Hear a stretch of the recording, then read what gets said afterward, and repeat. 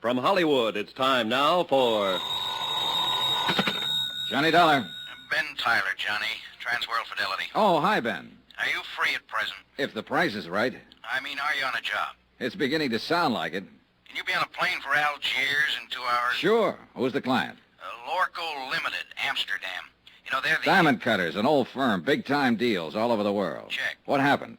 Oh, one of their couriers just dropped dead in the Algiers airport. Oh, too bad. He was carrying a briefcase with $100,000 worth of set stones. Top-grade diamonds. Don't tell me, Ben. Let me guess. That's right, Johnny. The briefcase is missing.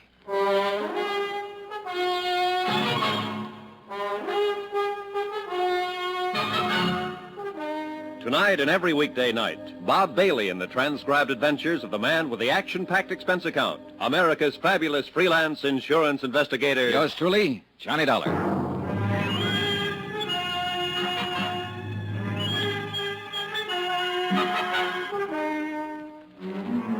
Expense account submitted by Special Investigator Johnny Dollar to the Home Office, Transworld Fidelity Company, Hartford, Connecticut. The following is an accounting of my expenditures during investigation of the Lorcoe Diamonds matter. Item 1, $324.60, transportation. A routine plane flight to North Africa and the city of Algiers.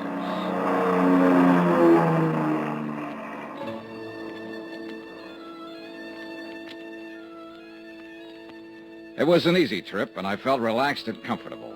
A feeling that was rudely terminated about 10 seconds after I got off the plane. You are Monsieur Dollar, are you not?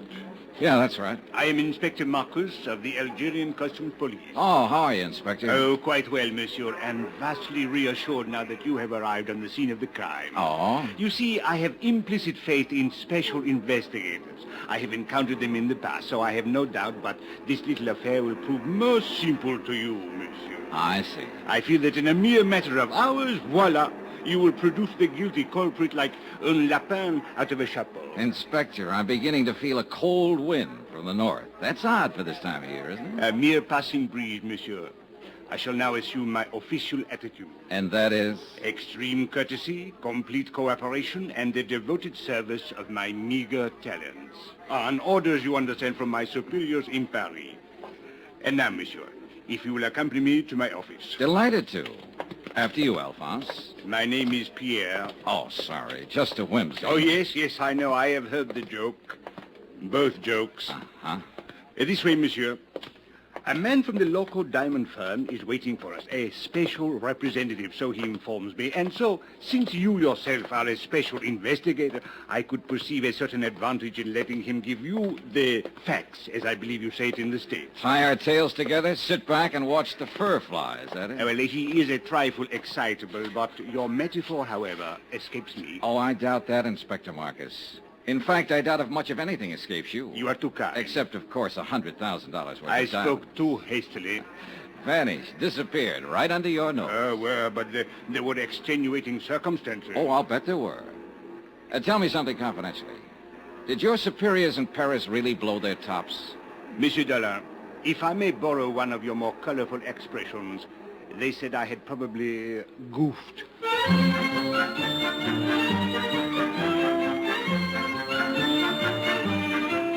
I'd met that same attitude before with local officials. To them, sending in an outsider implied they couldn't do the job themselves. And Inspector Marcus was on an even hotter spot. The air terminal was a port of entry to Algeria, under his jurisdiction, Customs Police. As he said, he'd goofed.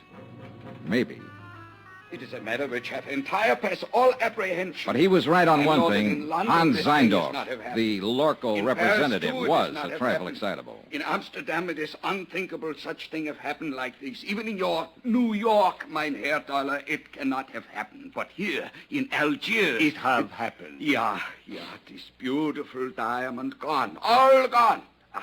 It's like barbarians. This Africa is no place for diamonds. Maybe you ought to tell him that in Kimberley. It's differently there. It's entire different. All right, Mr. Zeindorf. Suppose you tell me just what happened.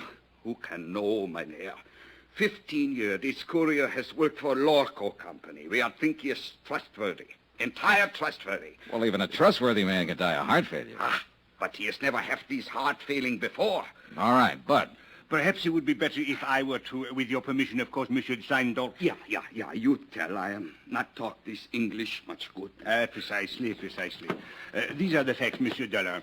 The Lorcoe courier, a man named Paul Gruber, arrived on the plane from Amsterdam yesterday morning. Yeah. Did you know he was arriving? I did not know, but the point is a very clever one. So, a short while before landing, Monsieur Gruber was taken suddenly ill. A doctor met the plane, and the stricken man was removed by stretcher and taken to the emergency clinic. In 20 minutes, monsieur, he was dead. Diagnosis, heart failure. Mais c'est la vie. Was there an autopsy, Inspector? Another excellent point, Monsieur Dollar. Thank you. Do not mention it. An autopsy is being performed this afternoon. Good. So the courier died. And then the briefcase? It was delivered along with his other personal effects, unopened, to the customs property agent here at the airport. And his name, the property agent? André Jourdain.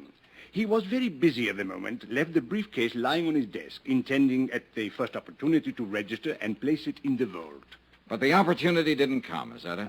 Precisely. Only a few minutes later, I heard a gunshot. Monsieur, he was lying on the floor in a pool of blood. He had been struck on the head. The briefcase was gone. All gone. This beautiful diamond gone entire. Yeah. When did you find out what was in the briefcase, Inspector? Almost 2 hours later. I radioed the Lorcoe firm in Amsterdam, informing them of the death of their employee. They replied immediately and stated that the briefcase contained $100,000 worth of diamond set pieces. Works of art. Beautiful.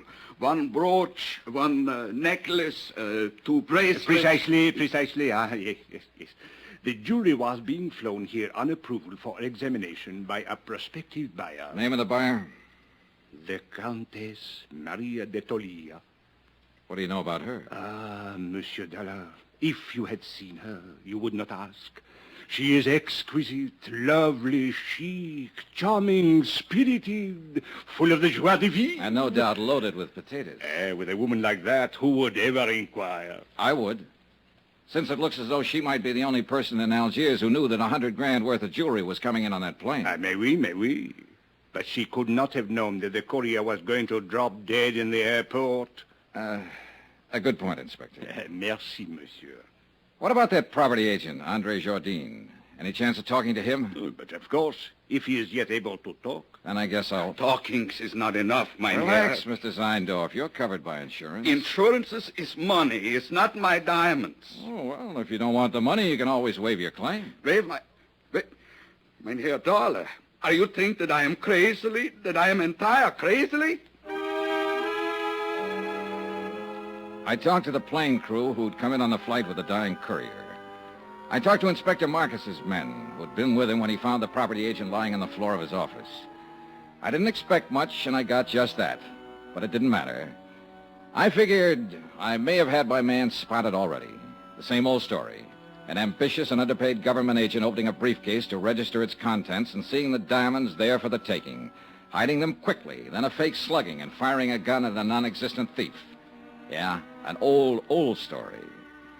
Expense account item 2, $3.40. Transportation into town and taxi fare to the Hospital of Our Lady of Sorrows. Inspector Marcus had phoned ahead to authorize my visit. One of the sisters led me down the corridor to the door of André Jourdain's room. She motioned silently and then turned away. I stepped inside and closed the door.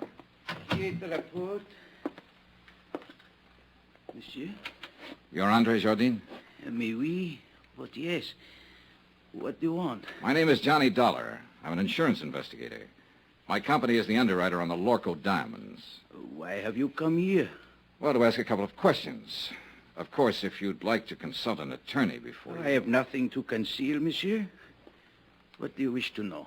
Just exactly what happened when that briefcase disappeared. I have told it already to Inspector Marcus. Yes, I know. So now would you mind telling it to me? But there is no... Bien. I was working at the files when someone entered my office. I turned around and saw a man standing there, pointing a gun at me. Ever seen it before? No, monsieur. What did he look like?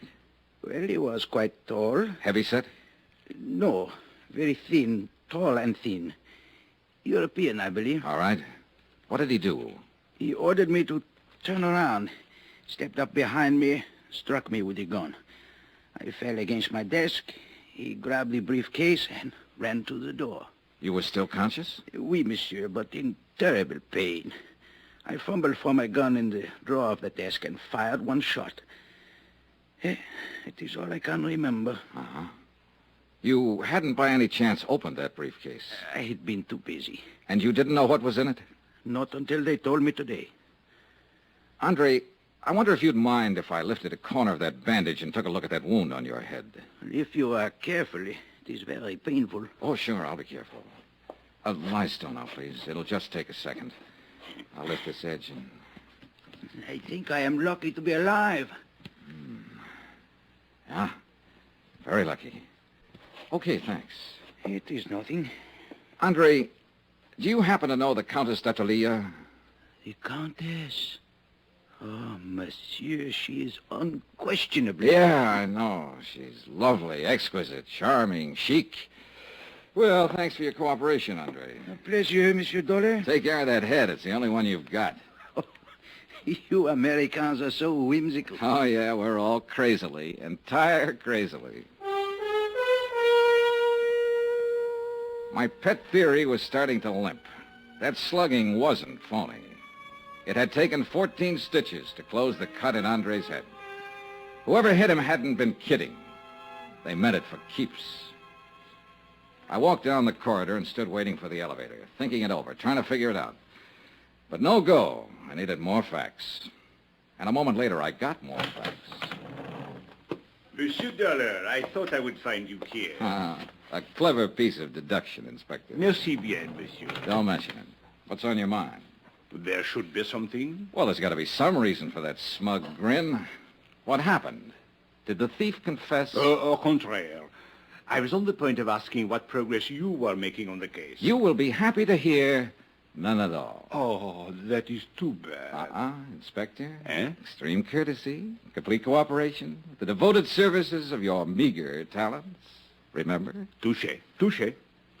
Actually, I came to tell you that I now had the report of the autopsy. The courier who died of heart failure. Only he did not die of heart failure, monsieur. Except, of course, in a very literal sense. Well, what did he die of? Poison. Well, that was the end of a good theory. The courier had started to get sick on the plane, so the robbery and the murder had been planned well in advance of his arrival. By somebody who'd known he was bringing in diamonds. And so far, only one person fit the bill. As lovely, charming, and chic a suspect as you could ever hope to meet. The Countess d'Atalia.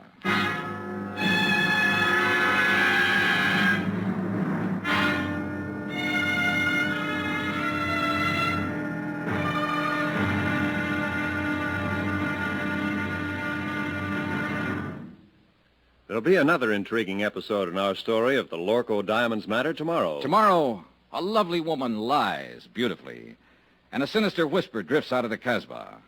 Join us, won't you? Yours truly, Johnny Dollar.